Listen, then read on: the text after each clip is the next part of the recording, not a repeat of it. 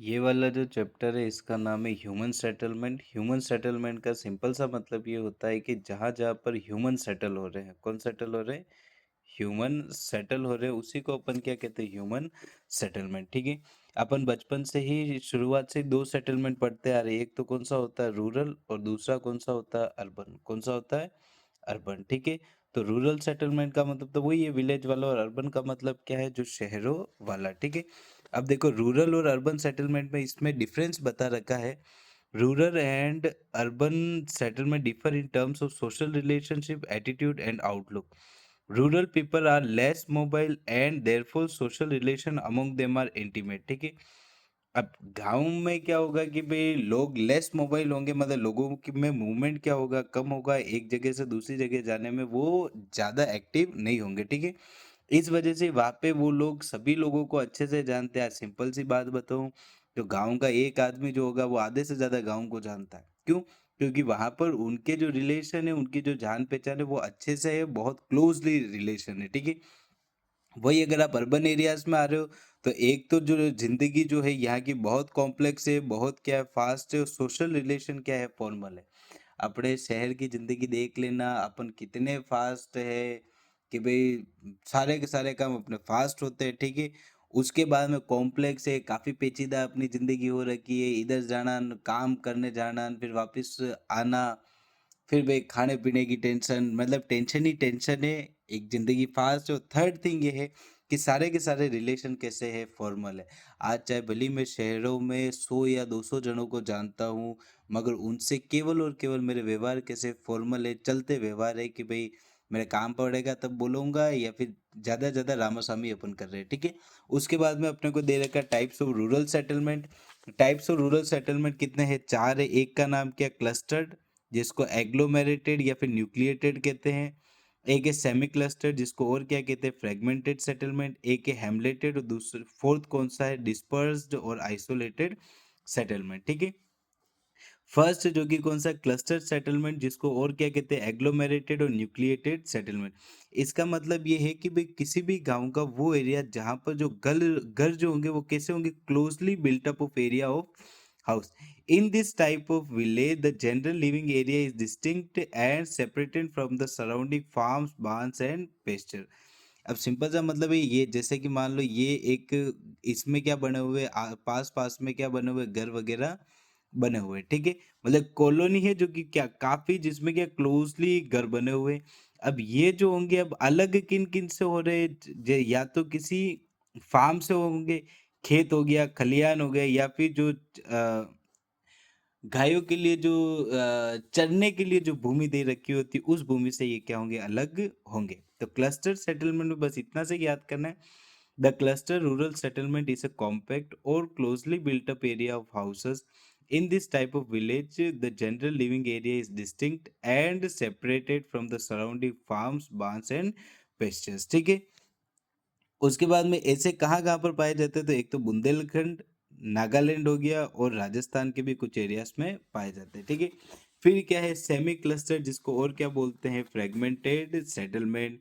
Semi cluster settlement एक तो कहाँ पे? गुजरात और कहाँ पे? राजस्थान। इसका मतलब ये होता है कोई भी जैसे गाँव जो होगा, उस गाँव में जो डोमिनेटिंग कम्युनिटी होगी वो तो कहाँ पर रहेगी? बीच वाले पोर्शन में। और जो भाई नॉन डोमिनेटिंग कम्युनिटी जो होगी, जो कि मतलब लेस पावरफुल है, वो गांव के सिरों पर या फिर बॉर्डर वाले एरियाज में रहेगी। इस प्रकार का जो सेटलमेंट जो होता है इसको अपन क्या बोलते हैं? सेमी क्लस्टर्ड या फिर और क्या बोलते हैं? फ्रेगमेंटेड सेटलमेंट, ठीक है? फिर आता है हेमलेटेड सेटलमेंट। हेम को क्या याद करो? नेम याद करो। हेमलेटेड सेटलमेंट का मतलब ये है जब कोई रूरल सेटलमेंट कॉमन नेम से क्या होता है? वो अलग होता है। देखो sometimes settlement is fragmented into several units physically separated from each other bearing a common name. मतलब एक नाम के अकॉर्डिंग चेंज हो रहा है। जैसे राजस्थान में आओ तो राजस्थान में फला होता है, पाल होता है, उसके बाद में बारह पाल होता है, ये सारे है क्या? एक गांव की जो छोटी सी जो कॉलोनी जो है उसको तो कहेंगे फला, फिर जो गांव जो होगा उसको क्या कहेंगे? पाल। 12 गांवों का जो समूह जो होगा उसको क्या कहेंगे? पाल, ठीक है? तो वैसे ही अपने को कुछ नेम दे रखे कि भाई नेम से जो गाँवों का जो सेटलमेंट जो अलग-अलग जो हो रहा है ना, उसको अपन क्या कहेंगे? Hamleted settlement. क्या क्या नाम हो सकते हैं? पन्ना, पारा, पल्ली, नगला, धनी, एक्सेट्रा। इस टाइप में कहाँ से मिलेंगे आपको? छत्तीसगढ़ वाले एरिया में, लोअर गंगा प्लेन्स में और lower valleys of Himalaya. Next आता है डिस्पर्स, जिसको और क्या कहते हैं? Isolated settlement. Pattern in India appears in the form of isolated huts or hamlets of few huts in remote jungle or small hills। जंगलों में अगर आप जाओ तो पहाड़ी जंगलों में देखना कि कहीं दूर एक छोटा सा कि छोटी सी किसी ने झोपड़ी बना रखी होगी, एक आधी झोपड़ी होगी और वहां पे कोई लोग रह रहे होंगे। वो लोग सबसे अलग होके आइसोलेट होके रह रहे, इस वजह से इस सेटलमेंट को अपन क्या बोलते हैं? आइसोलेटेड सेटलमेंट, या फिर अपन क्या बोलते हैं? Dispersed settlement. ऐसा सेटलमेंट अपने को कहाँ पर मिलेगा? एक तो मेघालय, उत्तराखंड और हिमाचल प्रदेश हो गया और केरल वाला एरिया हो गया, ठीक है। मतलब मेनली ये कहाँ पर आपको मिलेगा? जहाँ पर क्या ज्यादा होगा? जंगल। क्या ज्यादा होगा? जंगल, ठीक है। उसके बाद में आता है evolution of towns in India. ये बस इसमें आप याद रखना कि कौन से वाले टाउन में क्या क्या आता है। जैसे एंशियंट टाउन, प्राचीन टाउन में क्या आता है? वाराणसी, दुनिया का सबसे पुराना शहर आपके क्या है? वाराणसी, ठीक है। उसके बाद में प्रयागराज हो गया, इलाहाबाद, पाटलिपुत्र हो गया, पटना, मदुरई हो गया। ये सारे के सारे किसके एग्जाम्पल है? तो एंशंट। मिडाइवल मतलब जो कि भाई अपने मुगलों ने बनाए, राजपूतों ने बनाए, तो बीच वाला काल, ठीक है। दिल्ली, हैदराबाद, जयपुर, लखनऊ, आगरा, नागपुर, ये सब क्या है? मिडाइवल के है। अंग्रेजों ने जो बसाया उसको क्या कहेंगे? Modern town. लाइक सूरत हो गया, दमन हो गया, गोवा, पौंडीचेरी, मुंबई हो गया, मद्रास हो गया, कोलकाता हो गया, ये सारे के सारे किसमें आ जाएंगे? आपके मॉडर्न टाउन्स में, ठीक है।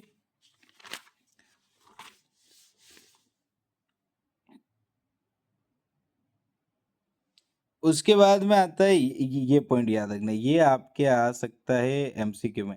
The level of urbanisation in India in 2011 was 31.6%। ये याद रखना है ना आपके, उसमें आ सकता है।